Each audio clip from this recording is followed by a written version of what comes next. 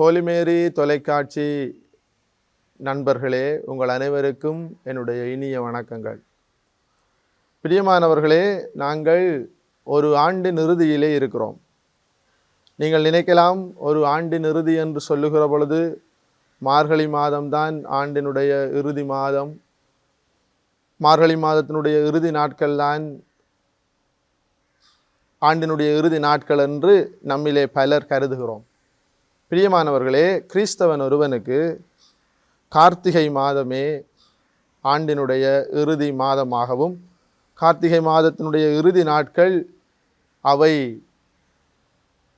நம்முடைய ஆண்டினுடைய இறுதி நாட்களாகவும் இருக்கிறன. அதற்கு காரணம் என்னவென்று சொன்னால், கிறிஸ்தவன் ஒருவனுடைய ஆன்மீக ஆண்டு திருவருகை காலத்தோடு ஆரம்பிக்கிறது. திருவருகை காலத்தோடு ஆரம்பித்து இந்த ஆண்டானது கார்த்திகை மாதத்திலே நாங்கள் இறுதியாக இயேசுவுக்கு கொண்டாடுகின்ற பெருவிழா, அது கிறிஸ்து அரசர் பெருவிழா. இயேசுவுக்கு முதலாக நாங்கள் கொண்டாடுகின்ற பெருவிழா அது கிறிஸ்து பிறப்பு பெருவிழா. இறுதியாக நாங்கள் ஒரு ஆண்டிலே இறுதியாக கொண்டாடுகின்ற பெருவிழா கிறிஸ்து அரசர் பெருவிழா.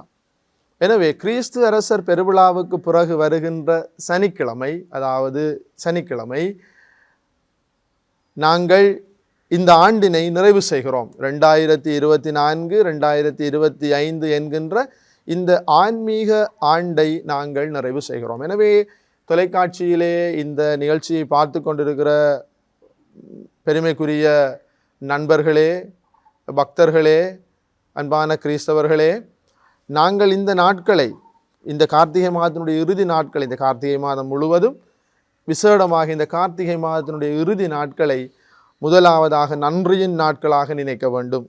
ஏனென்று சொன்னால், கடந்த திருவருகை காலத்தை நாங்கள் ஆரம்பித்ததிலிருந்து இந்நாட்கள் வரை ஆண்டவர் நமக்கு செய்திருக்கக்கூடிய ஆன்மீக நலன்கள், நம்முடைய குடும்பத்திலே நாம் சொல்லுவார்கள் blessings in disguise என்று சொல்லுவார்கள். மறைமுகமாகவோ நேர்முகமாகவோ ஆண்டவருடைய ஆசீரை நாங்கள் பல வழிகளிலே பெற்றிருக்கிறோம். நம்முடைய பெற்றோர்கள் வழியாக, கணவன் மனைவி வழியாக, இன்னுமாக குடும்பத்திலே பிள்ளைகள் வழியாக, ஊரிலே நாங்கள் உலா வருகின்ற இடங்களிலே, நாங்கள் பணி செய்கின்ற இடங்களிலே என்று பலர் வழியாக நாங்கள் ஆண்டவருடைய ஆசீரை பெற்றிருக்கிறோம். இவை அனைத்திற்காகவும் நன்றி சொல்ல வேண்டும். பிரியமானவர்களே, நாம் திடீரென்று நம்முடைய குடும்பத்திலேயோ அல்லது உறவுகளுக்குள்ளேயோ எதிர்பாராத பல விடயங்கள் நிகழ்ந்திருக்கிறன, இழப்புக்கள் வந்திருக்கிறன, இறப்புக்கள் வந்திருக்கிறன, தாங்க முடியாத சந்தர்ப்பங்கள் வந்திருக்கிறன. இவற்றின் மத்தியிலும் ஆண்டவர் நம்மை தூக்கி விட்டிருக்கிறார். பலம் தந்த ஆண்டவருக்கு நன்றி சொல்ல வேண்டும். இன்னுமாக நினைக்காத பல காரியங்கள், நாங்கள் பாடுவோமே, லேசான காரியம் உமக்கு லேசான காரியம் என்று ஒரு அருமையான பாடல் இருக்கிறது. அந்த லேசான காரியம் போன்று இவ்வளவு நாளும் நடைபெற முடியாது என்று நாங்கள் நினைத்திருந்த திருமண வரன் கிடைத்திருக்கிறது, குழந்தை பாக்கியம் கிடைத்திருக்கிறது, இவ்வாறு அருட்சாதனங்கள் பல நிறைவேறி இருக்கிறன. இவை அனைத்திற்காகவும் கடவுளுக்கு நன்றி செலுத்த வேண்டும். இந்த நாட்களிலே ஒரு ஆன்மீக ஆண்டினை நிறைவு செய்து கொண்டு போகிறோம். எனவே இது நன்றியின் நாட்கள். எனவே பிரியமானவர்களை, அதிகாலை எழுந்தவுடனே நாங்கள் பெற்றுக்கொண்ட வரங்கள், வரப்பிரசாதங்களுக்காக நன்றி சொல்ல வேண்டும். அடிக்கடி நாங்கள் பேசிக்கொள்வோமே, இந்த தொழுநோயாளர்களுடைய கதையிலே அந்த ஒருவன் வந்து ஆண்டவருக்கு அவருடைய முழங்காலிலே விழுந்து, கால்களிலே விழுந்து நன்றி செலுத்தினான் என்று. அந்த நன்றியின் மனிதன் போன்று, இந்த சமாரியனை போன்று வேறு ஒருவருமே நன்றி செலுத்த வரவில்லை என்று இயேசு ஆதங்கப்பட்டார். எனவே அந்த நன்றியின் மனிதன் போன்று நமக்கு கிடைத்த எல்லா நலன்களுக்காகவும், ஆசீர்வாதங்களுக்காகவும், வரங்களுக்காகவும் எல்லாம் வல்ல பிதாவை நினைத்து அதிகாலையிலே இருந்து நாங்கள் நன்றி சொல்லுவோம்.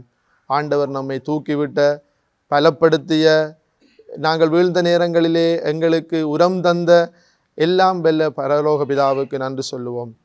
நினைத்தற்கரிய காரியங்களை செய்து வைத்த பரலோக பிதாவுக்கு இந்நாட்களிலே நன்றி கூறுவோம். பிரியமானவர்களே, இரண்டாவதாக நாங்கள் இந்த மாதம் முழுவதும் மரித்த விசுவாசிகளுடைய ஆன்மாக்களுக்காக மன்றாடி இருக்கிறோம்.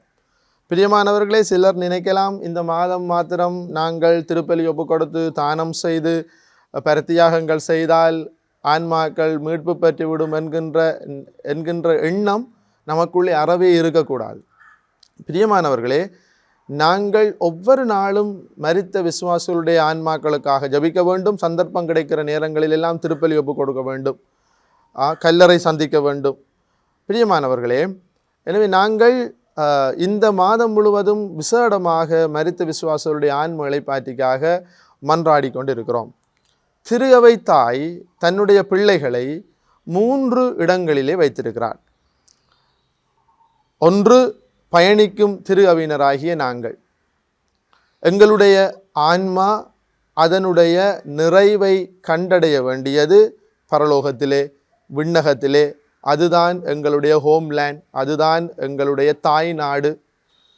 பிரியமானவர்களே, நம்மிலே பலர் வாழ்வை பற்றி சிந்திக்கின்ற பொழுது வாழ்வை இந்த உலகத்தோடு நாங்கள் முடித்து கொள்ள விரும்புகிறோம். இந்த உலகத்திலே எப்படியோ நாங்கள் வாழ்ந்து விட்டால் காணும்.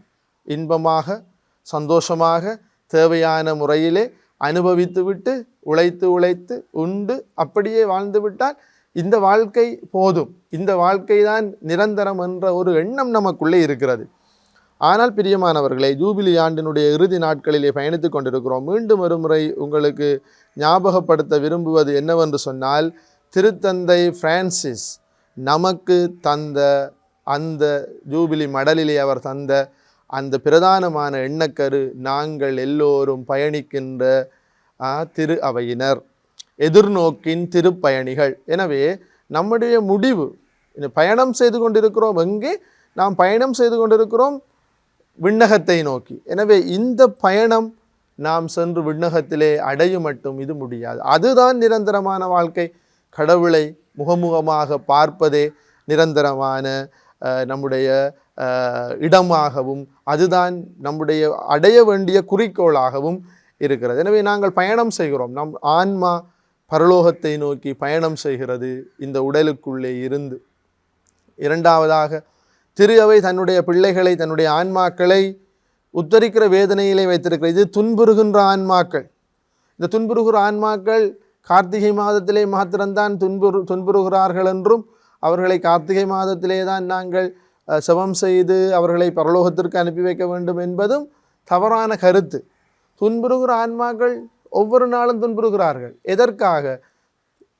ஆண்டவருடைய அருள் இன்னும் கிடைக்காததால், நம்முடைய செபங்கள் இன்னும் போதாததால், திருப்பலிகள் போதாததால் அவர்கள் துன்புறுகிறார்கள். எனவே இந்த இறந்த விசுவாசிகளுடைய ஆன்மாக்களை நாங்கள் பரலோகத்திற்கு அனுப்ப வேண்டும். நாங்களும் செல்ல வேண்டும், மரித்த விசுவாசிகளுடைய ஆன்மாக்களையும் பரலோகத்திற்கு அனுப்ப வேண்டும். இந்த 2 ஆன்மாக்களும் பயணிக்கிற ஆன்மாக்கள், நாங்கள் உத்தரிக்கிற வேதனைப்படுகிற ஆன்மாக்கள். இவர்களை நாங்கள் 2 பேருமே சென்று பரலோகம் அடைய வேண்டும். மூன்றாவது, திரு அவை தன்னுடைய ஆன்மாக்களை, பிள்ளைகளை எங்கே வைத்திருக்கிறது? ஹோலி சோல்ஸ் என்று சொல்லப்படுகின்ற விண்ணகத்திலே புனிதம் அடைந்த ஆன்மாக்களை அது வைத்திருக்கிறது. பிரியமான சகோதர சகோதரிகளே, திரு அவையிலே பயணிக்கிற நாம் புனிதர்கள் இன்று உருவாகிறார்களா என்கின்ற கேள்விக்கு இடமே இருக்கக்கூடாது. நமக்கு தெரியும், கடந்த மாதத்திலே நம்முடைய திருத்தந்தை 14ஆம் லியோ எத்தனையோ ஆன்மாக்களை புனிதர்களாக அவர் கண்டிருக்கிறார். அதிலே மிக சிறந்த எடுத்துக்காட்டு தான் சாதாரணமாக நம்மை போன்று காச்சட்டையோடும் ஷர்ட்டோடும் டிஷர்ட்டோடும் ஒரு புத்தக பேக்கோடும் கணனி பையோடும் திரிந்த கார்லோ அக்குட்டிஸ் என்பவனுடைய ஆன்மாவை புனிதர்களின் கூட்டத்திலே நாங்கள் கண்டுகொள்ளுகிறோம்.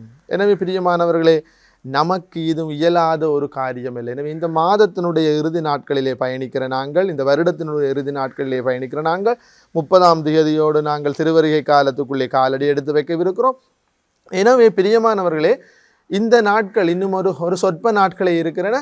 நன்றி சொல்லுவோம், ஆண்டவருக்கு நன்றி சொல்லுவோம். முதலாவது. இரண்டாவது, ஆன்மாக்களுக்காக மன்றாடுவோம். ஒன்று, உத்தரிக்கிற வேதனைப்படுகிற ஆன்மாக்கள், இவர்களும் பரலோகம் செய்ய வேண்டும். நம்முடைய ஆன்மாக்களையும் பதப்படுத்தி கொள்ளுவோம். பிரியமானவர்களே, பாருங்கள், ஆண்டின் இறுதியிலே சாதாரணமான ஒரு அரச நிறுவனங்களிலே தனியார் நிறுவனங்களிலே, கம்பெனிகளிலே, பாடசாலைகளிலே நடைபெறுவது என்ன நமக்கு தெரியும். ஆடிட்டிங் செய்வார்கள்.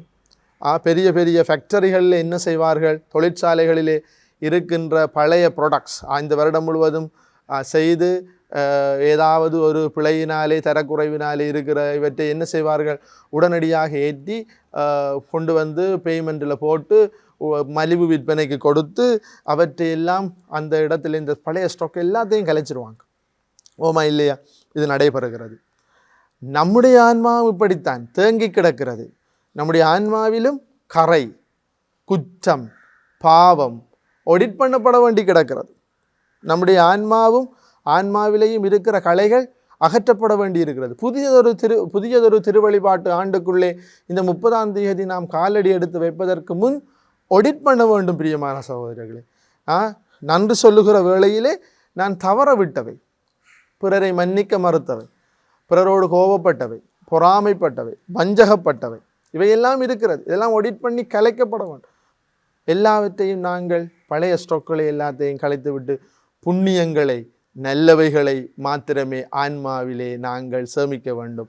புண்ணியங்களையும் நல்லவைகளையும் நாங்கள் சேமித்தால் மாத்திரமே பிரியமான சகோதர சகோதரிகளே நம்முடைய ஆன்மா ஹோலி சோல்ஸ் என்று சொல்லப்படுகிற புனிதம் அடைந்த ஆன்மாவாக மாறும். எனவே கிறிஸ்து இயேசுவுக்குள்ளே அருமையானவர்களே, இந்த ஆண்டின் இறுதியிலே, அதாவது ஒரு திருவழிபாட்டு ஆண்டை முடிக்கிற பொழுது, ஆன்மீக ஆண்டை முடிக்கிற பொழுது உங்கள் அனைவரையும் சந்தித்து இந்த வார்த்தைகளை பேசுவதிலே நான் மகிழ்ச்சி அடைகிறேன்.